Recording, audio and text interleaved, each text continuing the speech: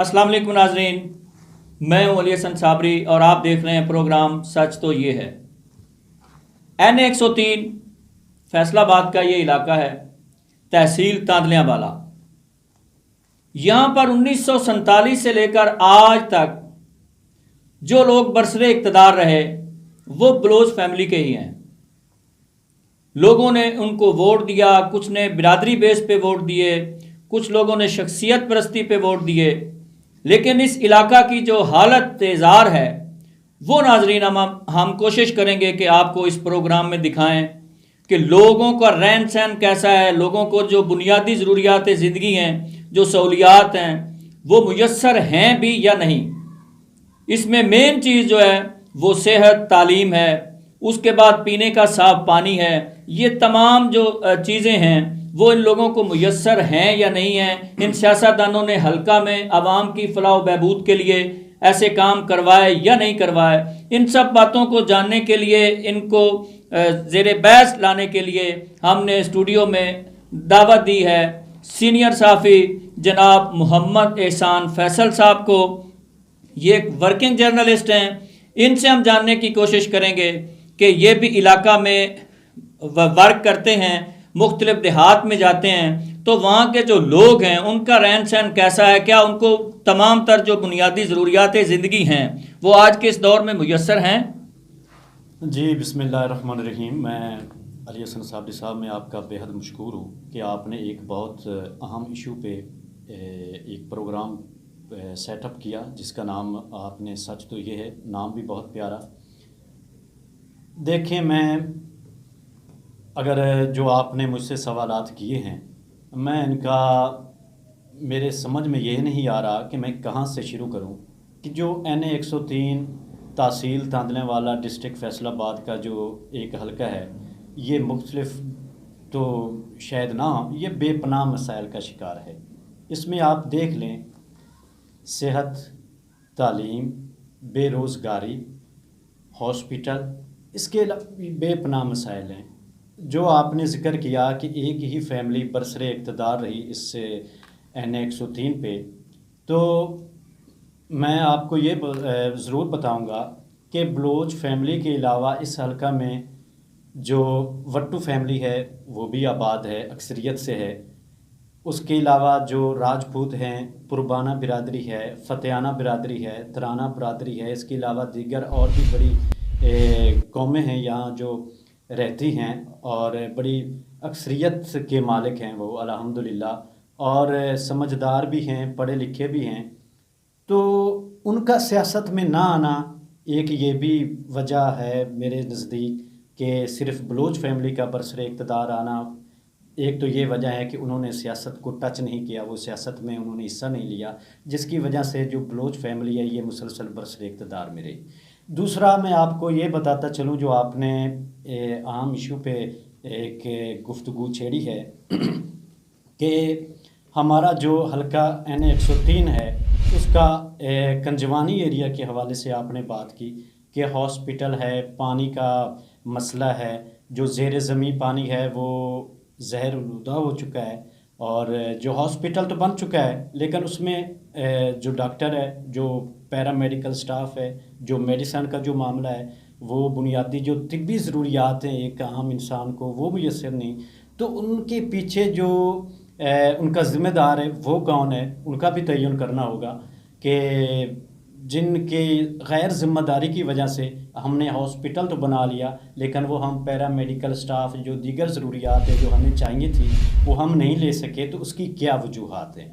और उसके साथ साथ मैं अगर आपको ये ज़िक्र करूं कि यहाँ मुख्तलिफ़ जो MNAs और MPA जो उनका इक़्तिदार रहा है, मैं इनमें किसी पार्टी से हटकर मैं खराज तहसीन पेश करूँगा रजब अली बलोच साहब को कि अल्लाह ताला उनकी कब्र पर करोड़ों रहमतों का नुज़ूल फरमाए, कि तमाम जो दोस्त हैं, जो दीगर जो हैं सियासतदान जो इस एरिया से वाबस्ता हैं, वो मेरे लिए काबिल एहतराम है। मैं तमाम मेरे भाई भी हैं, बड़े भी हैं, मैं उनकी दिल से इज़्ज़त करता हूँ। उन्होंने भी शायद अच्छा किया होगा, लेकिन रजब अली बलोच साहब का एक मुनफरिद नाम रहा, एक मुनफरिद वर्क रहा, انہوں نے ایک ایسے ورک میں ایک ایسے وقت میں ایک ورک کیا ایسے ایریے کے خلاف جہاں کہ بہت زیادہ پسماندگی تھی.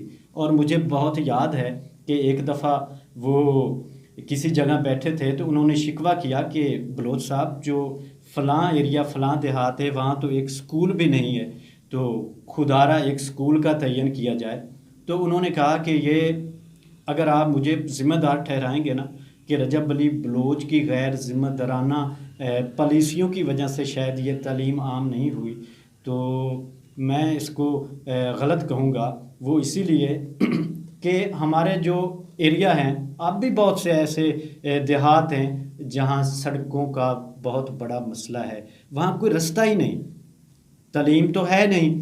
اور جو کچھ چند پڑھے لکھے ہیں میل فی میل جو ٹیچر ہیں، اگر وہ ایک تحصیل تاندلے والا یا سمندری سے یہاں چل کر ایک 45-50 کلومیٹر اگر وہ دریا پر جاتے ہیں کسی سکول میں تو وہ کیسے جائیں؟ وہاں تو رستہ ہی نہیں ہے. تو ان کی تو کوشش ہوتی ہے کہ ہمیں وہاں نہ بھیجا جائے، اگر کوئی گیا بھی ہے تو وہ 15-20 دن کے بعد وہ اپنا ٹرانسفر کرا جائے گا. اس کی بنیادی وجوہات جو ہمارے یہ سڑکیں ان کا پختہ نہ ہونا اور یہ ایک بڑا مسئلہ رہا ہے، تو ان کو یہ خراج تحسین یہ کریڈٹ جاتا ہے رجب علی بلوچ صاحب کو کہ انہوں نے کافی حد تک وہ کام کیا جو دیگر ایم این اے اور ایم پی اے نے نہیں کیا. ہمارے پاس جو بجلی ہے اگر آپ دیکھ لیں تو وہ اگر ایک ہمارے دریائے راوی تک گئی ہے تو وہ کس کی مرہون منت ہے؟ وہ کون شخص لے کر گیا؟ اگر وہاں کچھ روڈ گئے ہیں تو وہ کون لے کر گیا؟ کیا اس سے پہلے کچھ دیگر نہیں تھے اس این 103 پہ ایم این اے برسر اقتدار؟ ہاں تھے، تو انہوں نے کیوں نہیں کیا؟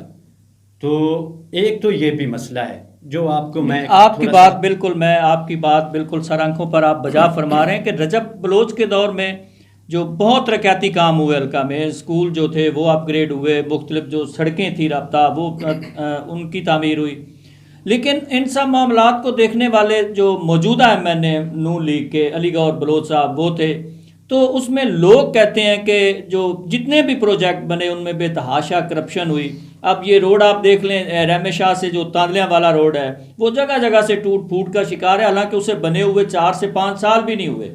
اس کی مینٹیننس ہوئی، اس کی جو دوبارہ مرمت کی گئی وہ اس حساب سے نہیں کی گئی، اس میں جو ہے وہ کروڑوں روپے کے گھپلے ہوئے. مختلف لوگوں نے علاقہ کے جو تھے انہوں نے کیسز بھی کیے اینٹی کرپشن پر، کئی لوگوں نے جو ایف آئی اے میں بھی درخواستیں دیں، لیکن جو سفارشیں تھیں جب وہ دیکھتے ہیں کہ ٹھیکیدار پھنسنے لگا ہے تو اس میں تو کئی پردہ داروں کے اور بھی نام آئیں گے، تو اس کیس کو جو ہے وہ وہیں پہ دبا دیا گیا. تو آپ ان چیزوں کا جو یہ لوگ ہی ہیں نا جو ووٹ دے کر ان لوگوں کو منتخب کرتے ہیں اور اس کے بعد ان کی یہ بات نہیں سنتے. اب آپ دیکھیں کہ کنجوانی جو این 103 کا سیاسی مرکز تصور کیا جاتا ہے، وہاں کے آپ گرلز ہائی اسکول کو دیکھ لیں تو وہاں پر جو سائنس ٹیچر ہے وہ نہیں ہے، میتھ کی جو ٹیچر ہے وہ بھی نہیں ہے. آپ کنجوانی ہاسپٹل دیکھ لیں، وہاں پہ آپ کو جو سرجن نہیں ملے گا، اتنا بڑا سنٹر ہے اتنی بڑی آبادی کے لیے، وہاں پہ ایمبولینس نہیں ہے، کافی سہولیات جو ہیں وہ وہاں پر ان کا فقدان ہے. آپ کنجوانی سٹی کو ہی لے لیں جہاں پر سیوریج کا نظام آج تک نہیں دے سکے یہ سیاستدان. جب بارش ہوتی ہے تو اکثر آپ نے دیکھا ہوگا سوشل میڈیا پہ بھی جو پرنٹ میڈیا پہ بھی کہ بیچارے جو لوگ ہیں وہ چیخو پکار کرتے نظر آتے ہیں. پانی یہاں تک آ جاتا ہے، یہاں کی سڑکوں پہ یہ حالت ہوتی ہے، لوگ جو ہیں وہ گھروں سے نکل نہیں سکتے، بچے جو ہیں وہ اسکول جانے سے قاصر رہتے ہیں. پھر بھی وہ لوگ انہی لوگوں سے ووٹ حاصل کر کے ایوان میں پہنچتے ہیں، لیکن پھر بھی ان کی بات نہیں کرتے. تو اس میں آپ ذمہ دار کس کو سمجھتے ہیں کہ ان کا ذمہ دار کون ہے ان سب محرومیوں کا؟ سیاستدان ہے یا عوام ہے؟ جی دیکھیں علی حسن صاحب، میں اب دوسرے رخ سے میں آپ کو ایک تھوڑی سی بات بتانا چاہوں گا کہ جو قومی اسمبلی کا ایک پلیٹ فارم ہے، ہمارے جو منتخب عوامی نمائندگان تھے یہاں، جی صابری صاحب، جو ہمارے منتخب عوامی نمائندگان ہیں یہ اسمبلی کی سطح پر جب یہ جاتے ہیں تو کیا آیا انہوں نے اسمبلی کے فلور پہ کھڑے ہو کر اپنے حلقہ کے لیے، اپنی تحصیل کے لیے، اپنی عوام کے لیے کس شخص نے آواز اٹھائی؟ آپ دیکھ لیں، شہادت خان کا ایک بڑا دور رہا ہے، رحیلہ شہادت ان کا ایک ٹنیور رہا، وہ منسٹر بھی رہی ہیں. اس کے ساتھ آپ دیکھ لیں صفدر شاکر کا ایک ٹنیور رہا، رجب بلوچ کا ٹنیور رہا، میاں ناصر علی خان بلوچ صاحب کا ٹنیور رہا، وہ بھی وفاقی وزیر تعلیم رہے. کس شخص نے آواز اٹھائی؟ کیا ان کے پاس وہ کیا کچھ نہیں تھا؟ عوام نے تو ان کو منتخب کر کے اسمبلی تک پہنچا دیا. کیا انہوں نے اپنا حق ادا کیا وہاں اسمبلی میں جا کے عوام کے ووٹ حاصل کرنے کا؟ ہمارے گاؤں کا مسئلہ ہے بھئی، آپ گنجوانی کی بات کر رہے ہیں، میرا جی چاہتا ہے کہ آپ میرے گاؤں کی بات کرتے. میرے گاؤں میں بھی بے پناہ مسائل ہے، بلکہ ایک ذرا برابر وہاں سڑک نہیں ہے. ایک سڑک ملی، وہ بھی ایک شخص کی مرہون منت ملی. اگر میں ان کا نام لیتا چلوں تو شاید یہ سمجھ ہو جائے کریں گے کچھ لوگ کہ یہ ایک ون سائیڈڈ بات جائے گی، لیکن نہیں. اس کے پیچھے کون ذمہ دار ہے؟ لیکن ساتھ یہ ان کی غیر ذمہ داری بھی ہے. اگر کہیں جا کے انہوں نے اچھے کیے ہیں تو انہوں نے برے بھی کیے ہیں. انہوں نے عوام کا نہیں سوچا، ان کی یہ غیر ذمہ داری بھی بنتی ہے. لیکن اگر صرف انہی کنجوانی پر فوکس کر لینا کہ صرف انہوں نے برے کیے ہیں اور دوسروں نے بہت اچھے کیے ہیں، تو یہ بھی غلط ہوگا. اگر دوسروں کا آپ جائزہ لیں تو میں تو کہتا ہوں کہ انہوں نے نہ ہونے کے برابر. اگر یار کسی نے کچھ دے دیا ہے، فلاں ایک دیہات کو بجلی مہیا کی ہے تو فلاں زندہ باد کے نعرے، ایک انہوں نے کوئی نالی بنوا دی ہے تو فلاں شخص زندہ باد کے نعرے. کہ انہوں نے بنوائی، بھائی انہوں نے کون سے اپنی جیب سے یہ خرچ کیے ہیں؟ یہ تو ان کو حکومت گرانٹ دیتی تھی، عوام کے ٹیکسز کا جو ایک پیسہ تھا، جو اگر انہوں نے کچھ عوام پہ خرچ کیا ہے تو ان کا کریڈٹ تو نہیں تھا. بات تو یہ بنتی تھی کہ وہ اسمبلی کے فلور پہ کھڑے ہو کر وہ اپنی آواز کو اٹھاتے کہ ہمارے فلاں دیہات میں، فلاں چک میں، فلاں گاؤں میں